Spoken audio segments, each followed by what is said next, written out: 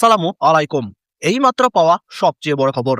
সবাইকে জানাচ্ছি অগ্রিম ঈদ মোবারক। আর মাত্র সময়ের অপেক্ষা, তারপরেই শুরু হতে যাচ্ছে 2026 সালের পবিত্র ঈদুল ফিতর। সবার মনেই এখন একটি প্রশ্ন, এবছর 29টি রোজা হবে নাকি 30টি?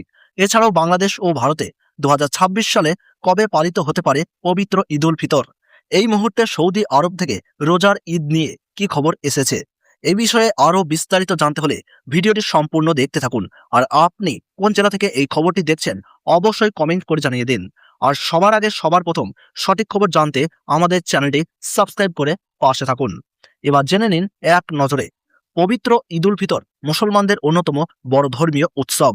এক মাস রোজা রাখার পর এই দিনটি আনন্দ ও কৃতজ্ঞতার মাধ্যমে উদযাপন করা হয়। রমজান মাস এখন শেষের দিকে, তাই সবার আগ্রহ একটাই, এবার ঈদুল ফিতর কবে হবে?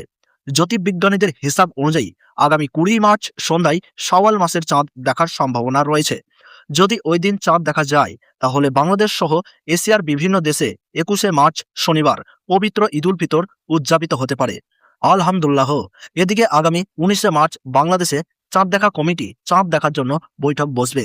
যদি চাঁদ দেখা না যায়, তাহলে রমজান মাস 30 দিনে পূর্ণ হবে। সেক্ষেত্রে 21শে মার্চ শনিবার পবিত্র ঈদুল ফিতর উদযাপিত হওয়ার সম্ভাবনা রয়েছে। এবছর কিছু অঞ্চলে চাঁদের দৃশ্যমানতা তুলনামূলক কম থাকতে পারে, তাই অনেক দেশেই চাঁদ দেখার বিষয়টি কিছুটা অনিশ্চয়তার মধ্যে থাকতে পারে। এদিকে বাংলাদেশ ও ভারতে ঈদের তারিখ নির্ধারণ করা হয় চাঁদ দেখার উপর ভিত্তি করে, তাই জাতীয় চাঁদ দেখা কমিটির বৈঠকের পরই আনুষ্ঠানিকভাবে ঈদের তারিখ ঘোষণা করা হবে। দেশের বিভিন্ন স্থান থেকে চাঁদ দেখার তথ্য সংগ্রহ করে কমিটি এই ঘোষণা দেয়। তাই চাঁদ দেখার উপর নির্ভর করেই চূড়ান্তভাবে নির্ধারিত হবে 20 মার্চ নাকি 21শে মার্চ দেশে উদযাপিত হবে পবিত্র ঈদুল ফিতর। আরও বিস্তারিত জানতে হলে আমাদের চ্যানেলটিকে সাবস্ক্রাইব করে রাখুন।